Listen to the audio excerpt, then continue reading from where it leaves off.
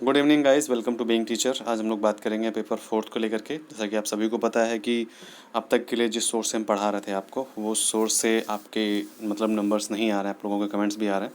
लेकिन मैं 100% श्योर नहीं, क्योंकि कुछ लोगों के जो पेपर्स हैं वो काफ़ी अच्छे हुए हैं। तो इसीलिए उम्मीद करते हैं कि जो पुराने वीडियोज़ पढ़े हैं आप उनको भी देखेंगे, ठीक है। क्योंकि आप जो नोट्स हैं, जो ईजी नोट्स हैं या फिर एग्जाम प्लानर है, ठीक है, ईजी नोट्स का ऑब्जेक्टिव डिस्क्रिप्टिव जो भी है आपके पास, उससे पढ़िए, ठीक है।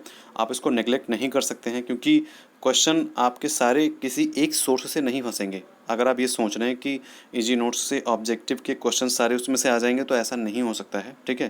क्योंकि जो ऑब्जेक्टिव क्वेश्चंस बनाए गए हैं वो बनाए गए हैं उससे डिस्क्रिप्टिव से ही, लेकिन उन्होंने जो ऑब्जेक्टिव क्वेश्चंस बनाए हैं वो उन्होंने अपने अकॉर्डिंग बनाए, लेकिन आपको पढ़ना है आपके सिलेबस के अकॉर्डिंग, ठीक है। आप में सिलेबस में जो चीज़ें देखिए, जब आप सिलेबस पढ़ते हैं तब आपको सिलेबस में पता चल जाता है, जब आप बुक पढ़ते हैं, कि इसमें कौन कौन सी चीज़ें इंपॉर्टेंट हैं, ठीक है। पर चैप्टर आपको पता चल जाता है कि इससे कितने क्वेश्चंस बनेंगे।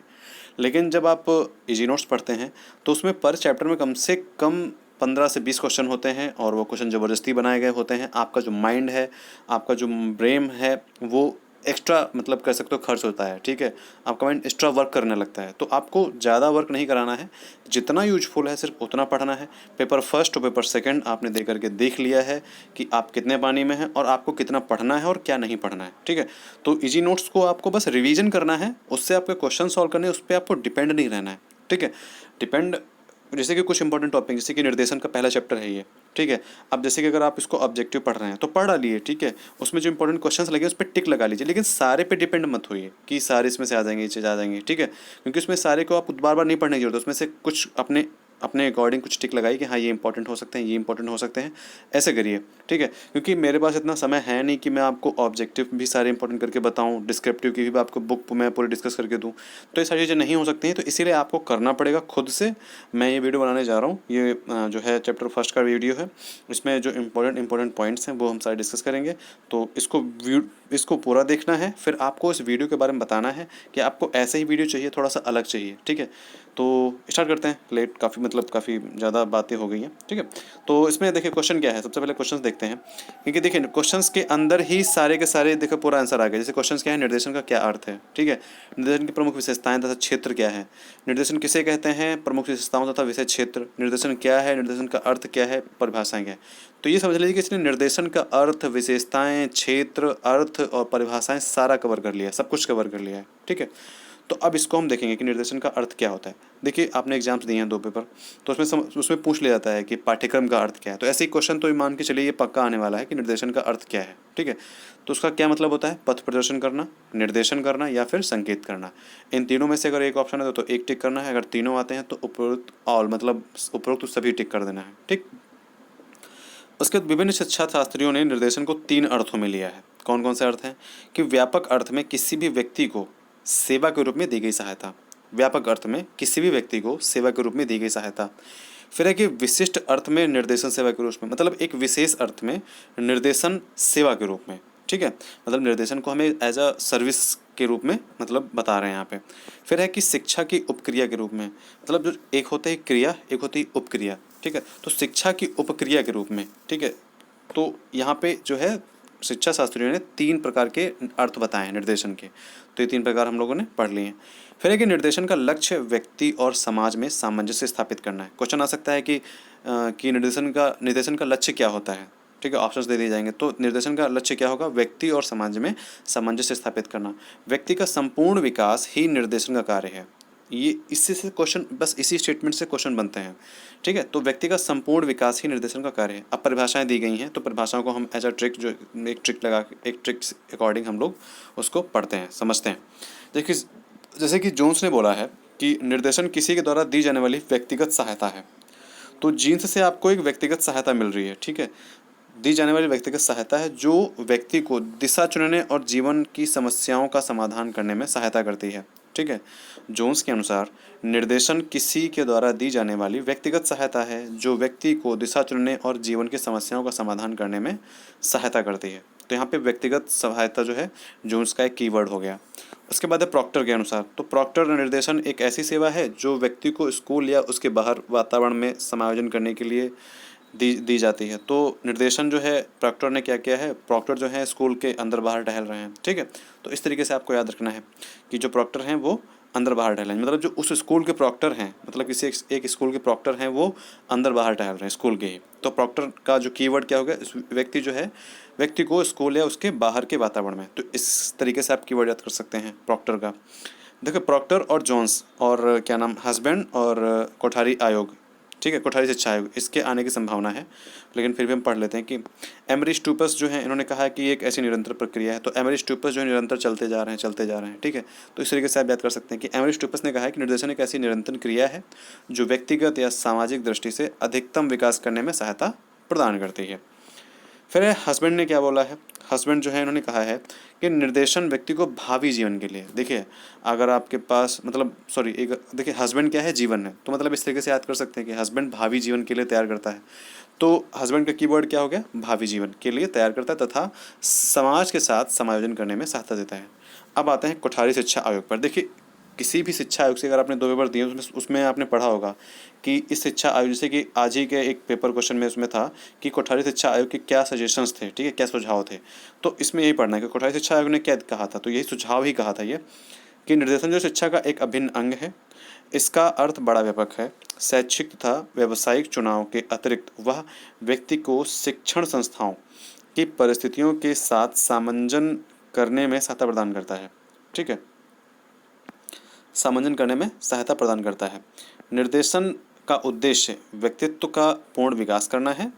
निर्देशन का उद्देश्य क्या है, निर्देशन का उद्देश्य व्यक्तित्व का पूर्ण विकास करना है और निरंतर जो निर्देशन है वो निरंतर चलने वाली एक प्रक्रिया है। किसने कहा, ये कोठारी शिक्षा आयोग ने, जिसका उद्देश्य समय समय पर निर्णय लेने में व्यक्ति की सहायता करना है, ठीक है। क्या उद्देश्य है, समय समय पर निर्णय लेने में व्यक्ति की सहायता करना है।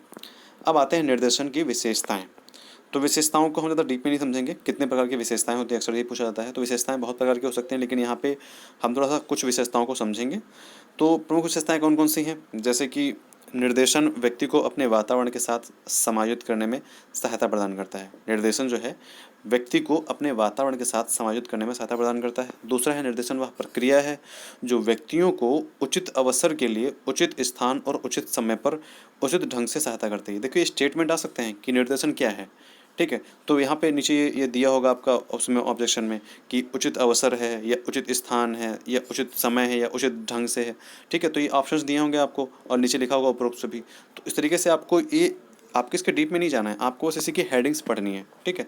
तो हेडिंग्स में हो जा रहा है कि निर्देशन और प्रक्रिया है जो व्यक्तियों को उचित अवसर के लिए उचित स्थान और उचित समय तथा उचित ढंग से सहायता करती है। फिर नेक्स्ट है कि निर्देशन जो है व्यक्ति और समाज की भलाई के लिए विशिष्ट और सामान्य सेवा प्रदान करता है, ठीक है। मतलब निर्देशन जो है व्यक्ति और समाज की भलाई के लिए विशिष्ट और सामान्य मतलब स्पेशल और जनरल जो सर्विस है वो प्रोवाइड कराता है।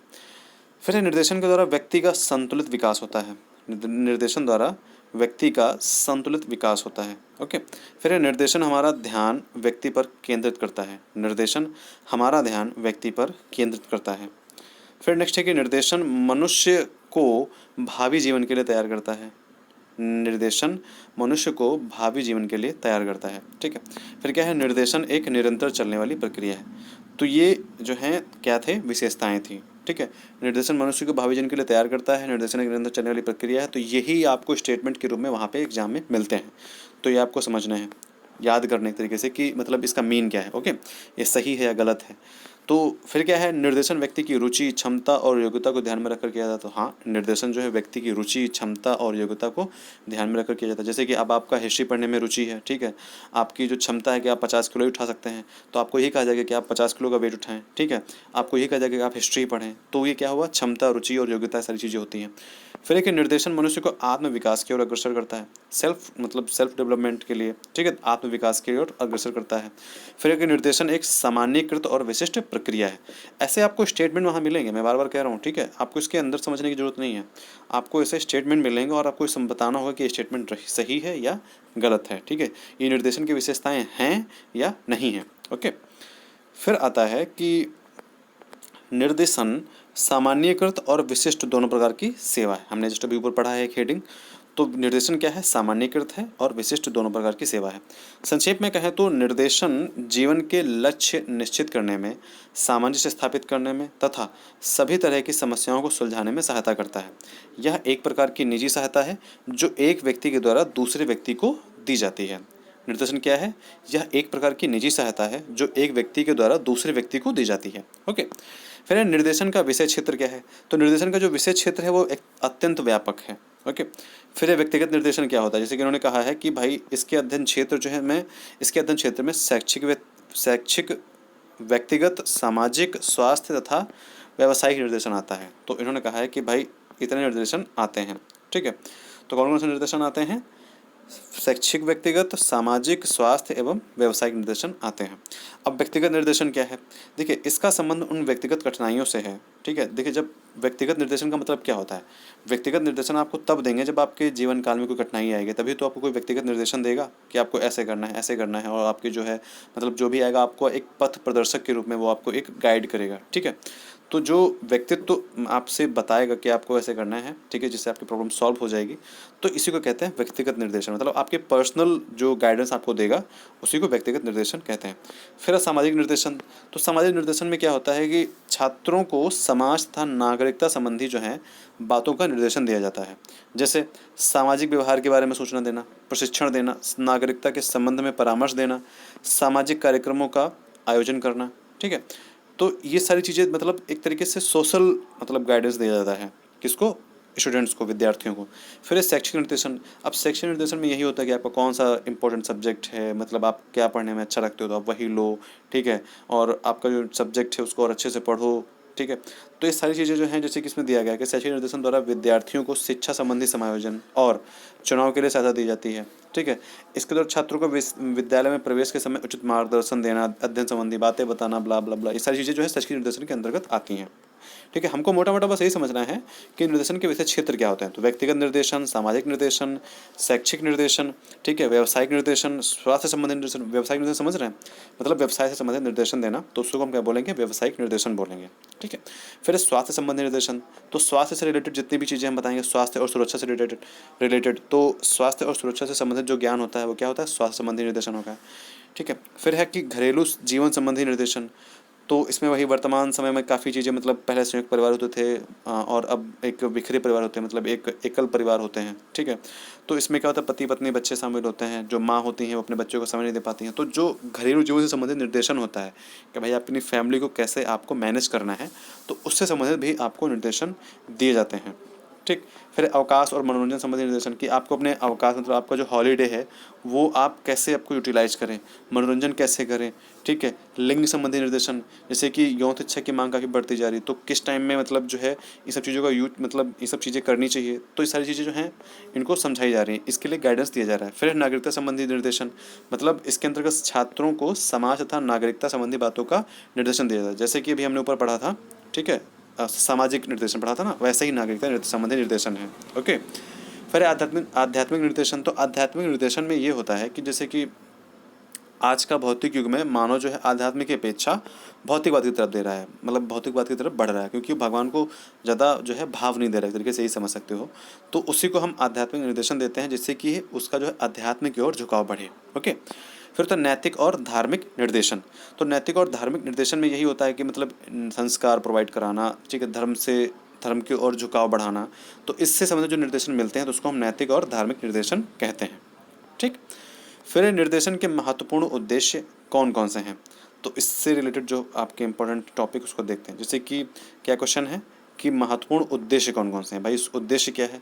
तो निर्देशन का जो उद्देश्य है वो है व्यक्ति को शारीरिक, मानसिक, भावात्मक और सामाजिक उन्नति में सहायता करना। यही बस इतना ही पढ़ना है। ठीक है, निर्देशन का उद्देश्य क्या है? शारीरिक, मानसिक, भावात्मक और सामाजिक की ये 4 वर्ड याद रखने हैं, क्योंकि पूछ लिया जाता है, एक वर्ड मिस होगा और सेकंड में 4 वर्ड होंगे, फर्स्ट में 3rd वर्ड होंगे और थर्ड में 2 वर्ड होंगे और फिर सबसे नीचे लिखा होगा उपरोक्त तो सभी, तो वो नहीं लगाना है आपको, जिसमें 4 वर्ड होंगे बस वही लगाना है। ओके, फिर नेक्स्ट है कि निर्देशन का उद्देश्य व्यक्ति को अपनी योग्यता के अनुकूल शैक्षिक एवं व्यावसायिक ज्ञान देना है। ओके, तो उद्देश्य उद्देश्य व्यक्ति की योग्यता के अनुकूल शैक्षिक एवं व्यावसायिक ज्ञान देना है। ठीक है, तो यहाँ पे उद्देश्य क्या हो रहा है? व्यक्ति को अपनी योग्यता के अनुकूल शैक्षिक एवं व्यावसायिक ज्ञान देने की बात कही जा रही है। तो यहाँ पे क्या होगा, शैक्षिक एवं व्यावसायिक ज्ञान। फिर नेक्स्ट है कि निर्देशन का उद्देश्य व्यक्ति को आत्मनिर्देशन बनाना और आत्मनिर्देशन करना है। तो निर्देशन का उद्देश्य क्या है, व्यक्ति का आत्मनिर्देशन करना। फिर नेक्स्ट है कि उद्देश्य निर्देशन का है कि व्यक्ति को अपनी आवश्यकता एवं क्षमता के अनुकूल अध्ययन विषय एवं पाठ्यक्रम चुनने में सहायता करना। देखिए यही क्वेश्चंस तोड़ करके मरोड़ करके इन्हीं को आपको घुमा करके क्वेश्चन पूछा जाता है और फिर आप इन्हीं में कंफ्यूज हो जाते हैं। तो इसीलिए आपको ये स्टेटमेंट्स को ढंग से पढ़ना है, याद नहीं करना है, समझना है, याद नहीं करना है। आप कितना याद कर सकते हो, नहीं याद कर पाओगे, आपका माइंड एक दिन में बहुत कुछ याद नहीं कर पाएगा। तो इसीलिए हर स्टेटमेंट को समझने की कोशिश करें और इन्हीं से क्वेश्चन तोड़ करके मरोड़ करके क्वेश्चन आपके एग्जाम में आते हैं। ठीक है, अगर आप कर ले जाते हैं तो आपका पेपर अच्छा होता है, अगर आप नहीं कर पाते हैं तो वही कहते हैं कि आपका पेपर ख़राब हुआ है।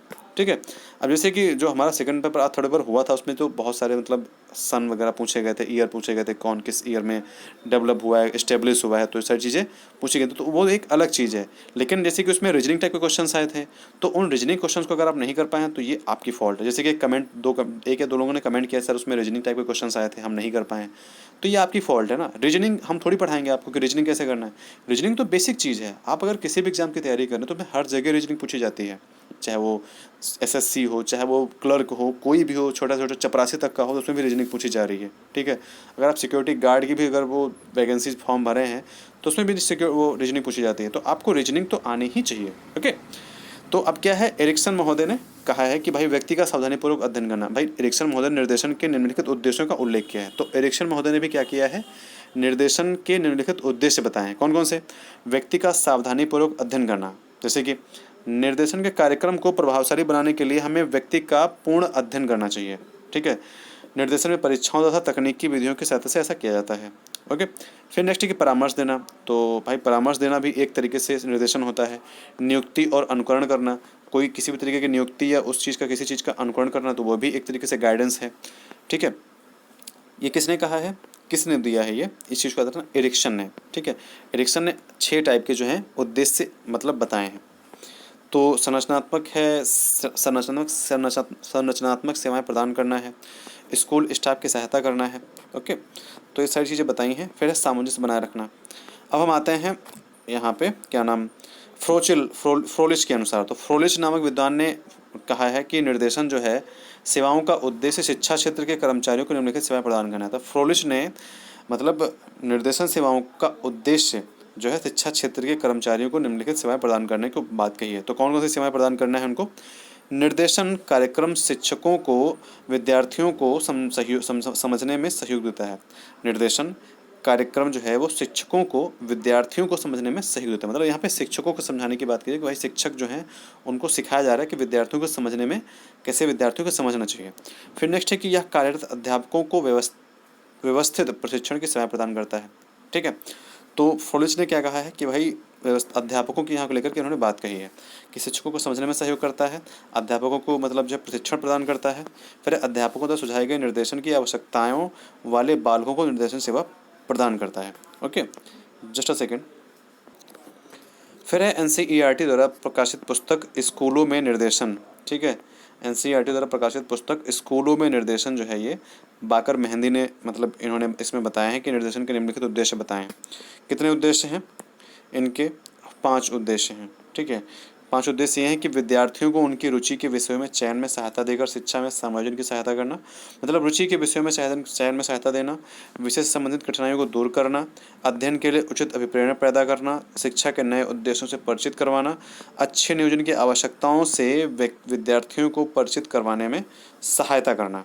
ठीक है, तो ये सारी चीज़ें क्या हैं, एनसीईआरटी द्वारा जो प्रकाशित पुस्तक है स्कूलों में निर्देशन, उन्होंने उसमें बाकर मेहंदी ने निर्देशन के निम्नलिखित उद्देश्य बताए हैं कि हम जो है रुचि वाले विषय को चयनित करें, उसके बाद कोई कठिनाई आ रही तो उसको सॉल्व करें। ठीक है, अध्ययन के लिए एक मतलब उचित अभिप्रेरणा पैदा करना, शिक्षा के नए उद्देश्यों से परिचित करवाना, अच्छे नियोजन की आवश्यकताओं से विद्यार्थियों को परिचित करवाना।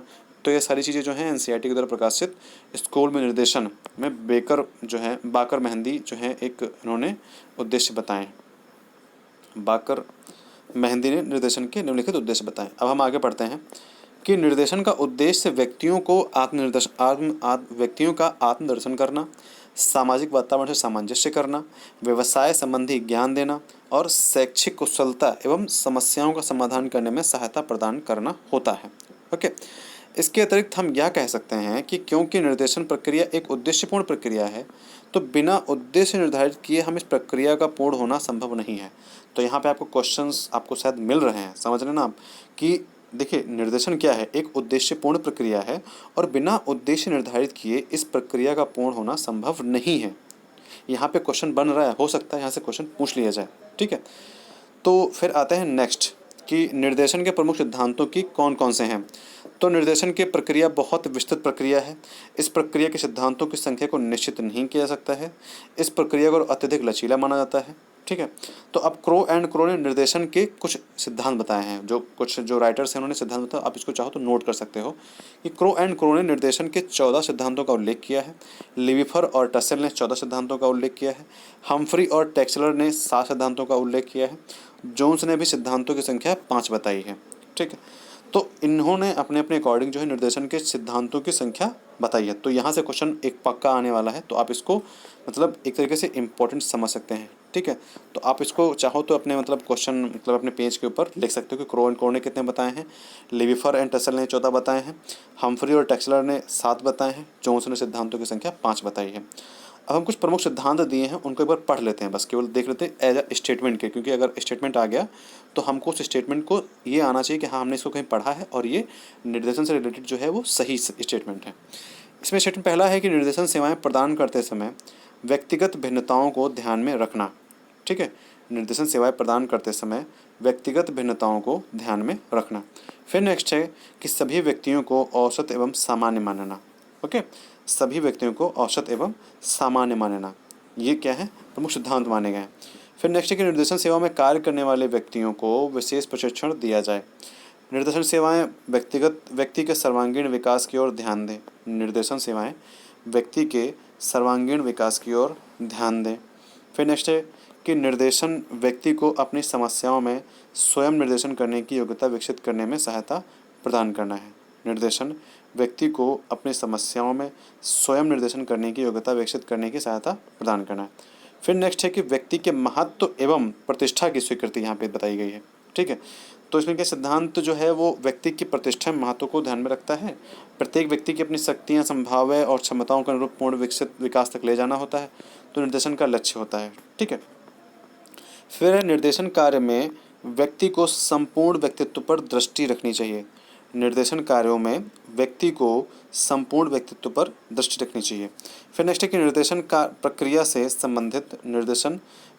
संबंधित विभिन्न कार्यकर्ताओं के कार्यों में समन्वय। ओके, निर्देशन प्रक्रिया से संबंधित विभिन्न कार्यकर्ताओं के कार्यों में समन्वय। तो यहाँ पे क्या है कि निर्देशन प्रक्रिया में निर्देशन कर्मचारी तो सहयोग करें ही, साथ ही कक्षा अध्यापक, देखिए यहाँ से इम्पोर्टेंट है, तो निर्देशन प्रक्रिया में निर्देशन कर्मचारी तो सहयोग करें ही, साथ ही साथ अध्यापक, माता पिता व अन्य सूत्रों का भी सहयोग निर्देशन की सफलता के लिए वांछनीय है। यहाँ से क्वेश्चन पूछा जा सकता है, हो सकता है पूछ लें। ठीक है, क्योंकि यहाँ पे स्टेटमेंट्स काफ़ी सारे हैं, तो ऐसे क्वेश्चन पूछ सकते हैं। सफलता के लिए वांछनीय, जहाँ निर्देशन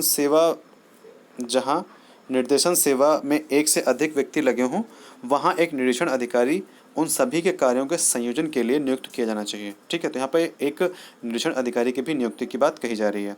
चाहे किसी भी व्यक्ति का कार्य बड़ा हो अथवा किसी का छोटा, निर्देशन के लिए पूर्णता के लिए सभी को समुचित महत्व प्रदान किया जाए।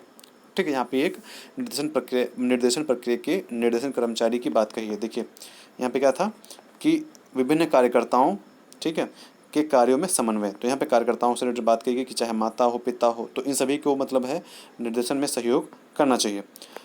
फिर नेक्स्ट है कि निर्देशन कार्यकर्ताओं को आवश्यक गोपनीयता बनाए रखकर नैतिक आचरण संहिता का पालन करना। जैसे कि निर्देशन कार्यकर्ताओं को आवश्यक गोपनीयता बनाए रखकर नैतिक आचार संहिता का पालन करना। आपको ये स्टेटमेंट पढ़ने हैं और समझने हैं, ठीक है, रटना नहीं है। फिर नेक्स्ट है कि निर्देशन सेवा पर्याप्त आंकड़ों में वस्तुगत अध्ययन, पर्याप्त विश्लेषण, ये इंपॉर्टेंट नहीं है। ठीक है, अब यहाँ पे आता है 12 का नंबर कि समकालीन राजनीतिक एवं सामाजिक परिस्थितियों से निर्देशकों को परिचित होना चाहिए। समकालीन राजनीति, सामाजिक परिस्थितियों से निर्देशकों को परिचित होना चाहिए। क्रो एंड क्रो ने यहाँ पे देखो एक स्टेटमेंट दिया है, उसमें कुसुमायोजन और कुसुमायोजन अगर 2 बार होता है तो क्रो एंड क्रो का यहाँ पे नेतृत्व को लेकर के एक स्टेटमेंट हो जाएगा। ठीक है, मैंने की पॉइंट बता दिया है, इसको पूरा पढ़ने की जरूरत नहीं है क्योंकि ये इतना इंपॉर्टेंट भी नहीं है। फिर नेक्स्ट इंपॉर्टेंट है कि निर्देशन जो है जीवन पर्यंत चलने वाली प्रक्रिया है। इंपॉर्टेंट स्टेटमेंट है, यहाँ से क्वेश्चन आ सकता है। ओके, फिर नेक्स्ट है कि निर्देशन प्रक्रिया किसी विशेष आयु के लोगों तक सीमित नहीं है। यह जीवन भर चलती रहती है और इसे चलते भी रहना चाहिए। ऐसा इसलिए कि जीवन में समस्याएं आती ही रहती हैं और ये समस्याएं समाधान मांगती हैं। अधिकतर समस्याएं ऐसी होती हैं जिनको हम तुरंत तैयार हल प्रस्तुत करने में असमर्थ होते हैं, जिनका हम जो हल तुरंत सोल्यूशन देने में असमर्थ होते हैं। इस प्रकार निर्देशन जीवन पर्यंत चलने वाली प्रक्रिया है। हाँ, यह आवश्यक होता है कि ज्यों-ज्यों विद्यार्थी की सूझ व विवेक का विकास होता है, निर्देशन पर उसकी निर्भरता कम हो जाती है। यहाँ पे भी एक इम्पॉर्टेंट क्वेश्चन बन सकता है आपका कि मतलब जो निर्देशन पर निर्भरता कब कम होती है, तो ज्यों-ज्यों व्यक्ति की सूझ व विवेक का विकास होता है। अब नेक्स्ट है कि निर्देशन की आवश्यकता क्यों पड़ती है। ठीक है, शैक्षिक एवं सामाजिक दृष्टिकोण से निर्देशन की आवश्यकता पर प्रकाश डालिए। तो कुपुस्वामी जो है, इन्होंने एक स्टेटमेंट दिया है कि निर्देशन की आवश्यकता सभी युगों में रही है, परंतु आज इस देश में जो दशाएं उत्पन्न हो रही हैं उन्होंने इस आवश्यकता को और अधिक बलवती बना दिया है, मतलब और अधिक बहुत मतलब इम्पोर्टेंस दे दिया है। अब आते हैं शैक्षिक दृष्टिकोण में निर्देशन की आवश्यकता। तो शैक्षिक दृष्टिकोण से निर्देशन की कितनी आवश्यकताएं हैं? 8 प्रकार की। ठीक, जैसे कि पाठ्य विषयों का चयन करने के लिए, ठीक है, फिर अनुशासनहीनता की समस्या को दूर करने के लिए। भाई अनुशासनहीनता अगर आप में है तो एक गाइडेंस चाहिए होगा शिक्षा के क्षेत्र में। मतलब अगर आप शैक्षिक मतलब अनुशासनहीनता के लिए आपको मतलब आवश्यकता पड़ती किसकी? निर्देशन की।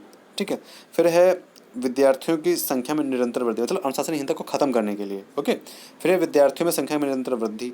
अगर मतलब लगातार वृद्धि हो रही है एक कॉलेज में तो वहाँ पे भी एक गाइडेंस की जरूरत होगी कैसे उन चीज़ों को मैनेज किया जाए। फिर अपव्यय व अवरोधन की समस्या को हल करना। अपव्यय समझ रहे हैं, मतलब स्कूल्स को ड्रॉप करना है, और अवरोधन का मतलब एक ही क्लास में बार बार फेल होना। तो इस समस्या को भी हल करने के लिए एक अच्छा गाइडेंस की ज़रूरत है, एक अच्छी जो है निर्देशन की ज़रूरत है। फिर शिक्षा के क्षेत्र में विविधता। ठीक है, तो शिक्षा के क्षेत्र में काफ़ी विविधता आ रही है, लोगों को डिसाइड करने में प्रॉब्लम हो रही है कौन सा कोर्स करें जिससे कि हम जल्दी से जल्दी सक्सेस पा जाएं, जल्दी से जल्दी जॉब मिल जाए। तो इसमें भी गाइडेंस जो है बहुत इंपॉर्टेंट हो जाता है। फिर पिछड़े हुए बालकों व प्रतिभाशाली बच्चों के लिए निर्देशन। तो मतलब इनको कैसे अपना जो आगे करियर बनाना है, फ्यूचर कैसे बनाना है, तो इन चीज़ों के लिए भी आपको निर्देशन चाहिए होता है।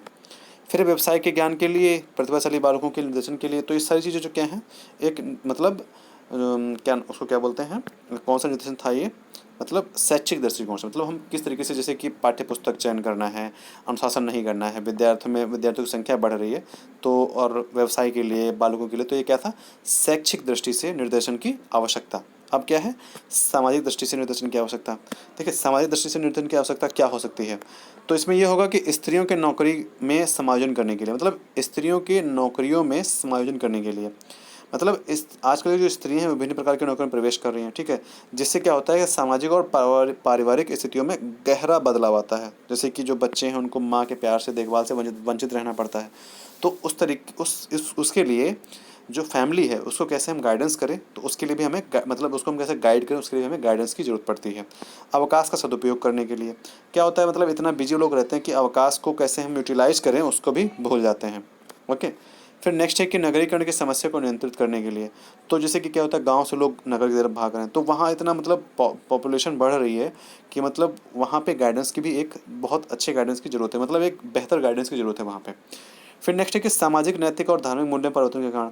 तो इसमें भी ये भी एक परिवर्तन है, इतना इंपॉर्टेंट नहीं, बट ये वर्ड याद रख लीजिए, सामाजिक, नैतिक और धार्मिक मूल्यों में परिवर्तन के कारण जो है सामाजिक दृष्टिकोण से जो है क्या नाम निर्देशन की आवश्यकता पड़ती है। फिर है घर व परिवार में बदलती हुई स्थितियाँ। फिर है पारिवारिक और सामाजिक तनाव को दूर करने के लिए। नेक्स्ट है श्रम व उद्योग में परिवर्तित दशाएं, उचित नियोजन की आवश्यकता। ठीक है, तो ये सारे क्या थे, मतलब उचित दृष्टि क्या नाम सामाजिक दृष्टि से नेतृत्व की आवश्यकता के ये फैक्टर्स थे। फिर नेक्स्ट है कि व्यावसायिक निर्देशन शैक्षिक निर्देशन पर प्रभुत्व रखता है, ये स्टेटमेंट है। तो इसमें जो की पॉइंट होंगे वो वही डिस्कस करेंगे, पूरे क्वेश्चन को डिस्कस नहीं करेंगे। तो निर्देशन एक संपूर्ण प्रक्रिया है। ठीक है, कोई भी शिक्षा तब तक सफल नहीं हो सकती जब तक वह व्यक्ति के जीवन के व्यावसायिक पहलू को भी अपने अंदर समाविष्ट ना करे। ठीक है, व्यावसायिक पहलू को भी समाविष्ट ना करे। तो ये एक इंपॉर्टेंट स्टेटमेंट, इससे क्वेश्चन आ सकते थे, इसलिए मैंने आपके साथ डिस्कस किया। उसके बाद है कि शिक्षा के विभिन्न स्तरों पर व्यावसायिक निर्देशन। ओके, तो शिक्षा के विभिन्न स्तरों पर व्यावसायिक निर्देशन में कौन कौन सी चीज़ें हैं? प्राथमिक स्तर पर व्यावसायिक निर्देशन, ठीक है। माध्यमिक व उच्चतर माध्यमिक स्तर पर व्यावसायिक निर्देशन। सामान्यतः व्यावसायिक निर्देशन की दृष्टि से माध्यमिक विद्यालयों को अधिक महत्वपूर्ण माना जाता है। सामान्यतः व्यावसायिक निर्देशन की दृष्टि से माध्यमिक विद्यालयों को अधिक महत्वपूर्ण माना जाता है। यहाँ पे क्वेश्चन बन सकता है, ठीक है। यहाँ पे ये इंपॉर्टेंट वो लाइन्स नहीं है, तो चलिए हम इसको डिस्कस नहीं कर रहे हैं। फिर नेक्स्ट है कि कॉलेज व विश्वविद्यालय स्तर पर व्यावसायिक निर्देशन। तो यहाँ तक की निर्देशन होती है कि प्राइमरी, माध्यमिक और कॉलेज व उच्चतर शिक्षा पे। यहाँ पे है कि व्यावसायिक निर्देशन जो है, व्यावसायिक निर्देशन का जो क्षेत्र है वो व्यापक क्षेत्र है, ठीक है। उसकी प्रवृत्ति जटिल है। व्यक्ति और समाज दोनों के विकास से दृष्टि की उपयुक्त व्यावसायिक निर्देशन जो है सुलभ होना चाहिए। तो ये सारी चीज़ यहाँ पे कही गई। अब आगे थोड़ा सा इंपॉर्टेंट देख लेते हैं कि व्यावसायिक निर्देशन आवश्यकता अनुसार निर्देशन के अन्य क्षेत्रों से भी संबंध स्थापित करता है। इसे शैक्षिक एवं व्यक्तिगत निर्देशन से पूर्णतः पृथक मानना भूल है। इसी प्रकार व्यावसायिक निर्देशन और व्यावसायिक शिक्षा भी एक दूसरे से संबंधित हैं। मायर्स के अनुसार व्यावसायिक निर्देशन एक निरंतर चलने वाला दीर्घ प्रकार है। ये इंपॉर्टेंट स्टेटमेंट है, ये आ सकता है, ओके। मायर्स के अनुसार व्यावसायिक निर्देशन जो है एक निरंतर चलने वाला दीर्घ प्रकार है। तो दीर्घ प्रकार किसने कहा है? मायर्स ने, ओके। गतिशील एवं क्षेत्र में व्यापक होने के कारण व्यावसायिक निर्देशन एक जटिल प्रकार है। मानवीय व्यक्तित्व की जटिलता और तेजी से जटिल होते हुए परिवर्तित होते हुए कार्यक्षेत्र इस जटिलता के कारण है, ओके। फिर आता है निर्देशन की प्रमुख दो परिभाषाएं। तो इसमें परिभाषाएं देखिए वही हैं जो हमने स्टार्टिंग में पढ़ी थी कि जोन्स के अनुसार निर्देशन किसी के द्वारा दी जाने वाली व्यक्तिगत सहायता है। प्रॉक्टर ने क्या कहा था? प्रॉक्टर ने क्या बोला था आपको? स्कूल और उसके बाहर जो प्रॉक्टर हैं वो खुद ही स्कूल के प्रॉक्टर हैं, मतलब स्कूल या स्कूल के बाहर घूमते रहते हैं।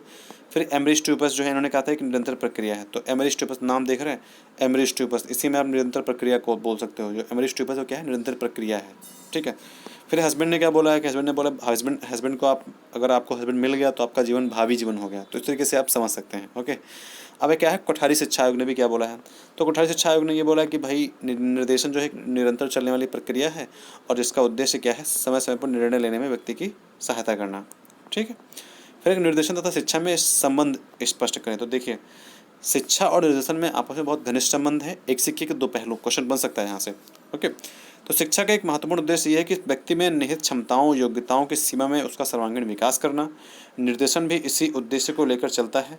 निर्देशन एक निरंतर चलने वाली प्रक्रिया है। व्यक्ति की सभी प्रकार की समस्याओं तक निर्देशन का विस्तार उसी प्रकार शिक्षा का विस्तार भी व्यक्ति के जीवन समग्र तक परिधि में। ये इतना इंपॉर्टेंट नहीं, आप इसको स्किप कर सकते हो, लेकिन ये जो है लाइन इंपॉर्टेंट है, ठीक है। बाकर मेहंदी ने शिक्षा और निर्देशन के संबंध में अपनी पुस्तक स्कूलों में निर्देशन के अंतर्गत निर्देशन को शिक्षा की एक उप प्रक्रिया माना है। किसने माना शिक्षा की प्रक्रिया? तो बाकर मेहंदी ने, ओके। फिर नेक्स्ट है कि यह भी स्पष्ट है कि सभी प्रकार का निर्देशन शिक्षा है, परंतु सभी प्रकार की शिक्षा जो है निर्देशन नहीं है। वेरी इंपॉर्टेंट स्टेटमेंट कि सभी प्रकार का जो निर्देशन है वो क्या है? शिक्षा है, परंतु सभी प्रकार की शिक्षा जो है वो निर्देशन नहीं है। फिर नेक्स्ट है कि निर्देशन तथा शिक्षा के क्षेत्र का अंतर बताते हुए जोन्स महोदय ने भी इस बात को दोहराया। तो जोन्स महोदय ने भी इस बात को बोला है, ठीक है, याद रखना है किसने बोला ये। स्कूल महोदय ने भी एक स्टेटमेंट दिया है, उससे पहले पढ़ रहे थे कि निर्देशन एक ऐसी सेवा है जिसका उपयोग किसी को भी पढ़ाने की परिस्थिति में किया जा सकता है। निर्देशन क्या है? एक ऐसी सेवा है जिसका उपयोग हम किसी को भी पढ़ाने की परिस्थिति में कर सकते हैं। फिर है कि बिना अच्छे निर्देशन के अच्छी पढ़ाई संभव नहीं है और अच्छी पढ़ाई के बिना निर्देशन पूर्ण नहीं किया जा सकता है। पढ़ाना और निर्देशन अलग अलग नहीं हो सकते हैं, ठीक है। नेक्स्ट आता है कि विद्यालय के लक्ष्यों की पूर्ति के लिए पढ़ाई तथा निर्देशन साथ साथ चलते हैं। अतः अध्यापक, मुख्य अध्यापक तथा विद्यालय परामर्शदाता एक दूसरे का सहयोग करके शिक्षा के कार्यों को सफल बनाते हैं, ठीक है। अब आते हैं व्यावसायिक दृष्टिकोण से निर्देशन की आवश्यकता। तो व्यावसायिक दृष्टिकोण से निर्देशन की आवश्यकता क्या है? उसमें यह है व्यावसायिक रुचि में मापन की दृष्टि से, औद्योगिक एवं तकनीकी दृष्टि से, व्यावसायिक रुचि में देख रहे हैं, ठीक है, और व्यवसाय के चयन एवं उसमें समंजन की दृष्टि से। अब आप पूछ रहे हैं राजनीतिक दृष्टि से क्या इंपॉर्टेंट है? तो राजनीतिक दृष्टि से मतलब ये है कि देश में धर्मनिरपेक्षता के लिए, मतलब सभी धर्मों को समान अवसर मिलने के लिए। फिर भावनात्मक और राष्ट्रीय एकता के विकास के लिए, ठीक है। फिर नेक्स्ट है देश की रक्षा के लिए, मतलब देश पे अगर देश मतलब राजनीतिक एकता की बात कही तो राजनीतिक पे यही सारी चीज़ें इंपॉर्टेंट होंगी। फिर आता है निर्देशन की विशेषताएं। तो निरंतर चलने वाली प्रक्रिया बालक के विकास से आरंभ होकर अंत तक चलती है, ठीक है। फिर नेक्स्ट है कि निर्देशन किसी व्यक्ति से अपनी शक्तियों को समझाने की योग्यता उत्पन्न करने में सहायक है। निर्देशन के द्वारा व्यक्ति का सौंदर्य विकास संभव है। निर्देशन किसी व्यक्ति की समस्याओं का समाधान करने में सहायता प्रदान करता है। निर्देशन की सहायता से व्यक्ति को अपने वातावरण के साथ समायोजन करने में सहायता मिलती है। ठीक है, तो ये सारे के सारे जो इंपॉर्टेंट पॉइंट हैं ये इंपॉर्टेंट है। मैं आपको इनको प्रोवाइड कर दूंगा PDF, तो आप PDF पे भी देख सकते हैं और क्या नाम इसको भी पढ़ सकते हैं, यहाँ से भी नोट कर सकते हैं। ठीक है, लेकिन यह है कि अगर आप वीडियो देखते हैं तो आपको समझ में आता है। ठीक है, और आपके दिमाग में देखिए पढ़ने के बजाय जो बोलते हैं, ठीक है, सुनना और देखना, इस तरीके से आपको ज़्यादा अच्छे समझ में आता है। तो इसलिए जितना हो सके सुने और उसको देखें। ठीक है, पढ़ेंगे तो आपका माइंड मतलब आपको पढ़ भी रहे होंगे और आपका माइंड भी चल रहा होगा। ऐसे क्या होगा, आप सिर्फ सुन रहे होंगे और सुनते सुनते आपका माइंड भी चल रहा होगा। तो इसीलिए सुनना और देखना ज़्यादा अच्छा है बजाय कि पढ़ने के। आपको याद करने का तरीका सबसे अच्छा यही है। ठीक है, सुनना और देखना। फिर नेक्स्ट है कि निर्देशन जो है व्यक्ति को अपने जीवन के कार्यों को व्यवस्थित करने, अपने स्वयं के दृष्टिकोण को विकसित करने, अपने स्वयं के निर्णयों को करने और अपने स्वयं के उत्तरदायित्वों का वहन करने में सहायक होता है। ठीक है, फिर निर्देशन जो है व्यक्ति के वैयक्तिक जीवन को सुखी बनाता है, सामाजिक जीवन को उपयोगी बनाता है। निर्देशन एक सेवा है, एक जटिल प्रक्रिया है। बालक के विकास, परिवार, पड़ोस, समाज के साथ समायोजन स्थापित करता है। व्यक्तिगत विभिन्नताओं पर आधारित होता है। निर्देशन की प्रक्रिया जो है वो व्यक्ति केंद्रित होती है। महत्वपूर्ण एक शैक्षिक सेवा है। निर्देशन प्रत्येक व्यक्ति की रुचियों, योग्यताओं, क्षमताओं, प्रतिभाओं पर आधारित है। निर्देशन जो है व्यक्ति के सर्वोन्मुखी विकास में सहायक है। व्यक्ति की वर्तमान और भविष्य से संबंधित योजनाओं को बनाने में सहायक है। निर्देशन जो है सदैव व्यक्ति और समाज की भलाई में दिया जाता है। ठीक है, उसके आगे क्या है, निर्देशन के विषय पर संक्षिप्त टिप्पणी। तो इसमें टिप्पणी में कुछ खास है नहीं, बस मैंने ऐसे ही हाईलाइट कर दिया। तो ये PDF आपके लिए जो इंपॉर्टेंट है कि PDF में आप इसको देख सकते हैं। ठीक है, अब इसमें अंतर पूछ रहा है कि अंतर क्या है शिक्षा और निर्देशन में। देखिए, शिक्षा एक विस्तृत शब्द है, निर्देशन एक भाग मात्र है। सभी प्रकार का निर्देशन शिक्षा है, परंतु सभी प्रकार की जो शिक्षा है वो निर्देशन नहीं है। शिक्षा के अंतर्गत समाज की आवश्यकताओं पर अधिक बल दिया जाता है, परंतु निर्देशन की प्रक्रिया के अंतर्गत व्यक्तिगत आवश्यकताओं पर अधिक बल दिया जाता है। जोन्स का मत है कि निर्देशन विशिष्ट प्रकार की सेवा नहीं जो केवल विद्यालयों के कार्यों से संबंधित हो, यह ऐसी सेवा है जिसका उपयोग किसी भी शिक्षण की परिस्थिति में किया जा सकता है। ठीक है, फिर शिक्षण के अंतर्गत मजबूरी का कुछ तत्व मिल जाता है, परंतु निर्देशन के अंतर्गत व्यक्ति का सहयोग प्राप्त करके उसकी सहायता प्रदान की जा सकती है। वास्तव में जो है निर्देशन शिक्षा दर्शन की उपज है। किसकी है? शिक्षा दर्शन की उपज है क्या? निर्देशन। अब कार्य कितने हैं? 10 प्रकार के हैं, इंपॉर्टेंट नहीं है इतना। ठीक है, लेकिन इसमें ये स्टेटमेंट इंपॉर्टेंट। निर्देशन जो है व्यक्ति में निहित सजीव तथा क्रियात्मक शक्तियों के विकास का कार्य करता है। ठीक है, बाकी इसमें कार्य इंपॉर्टेंट नहीं है, आप पढ़ चुके हैं तो आप इसको अच्छे से कर लेंगे।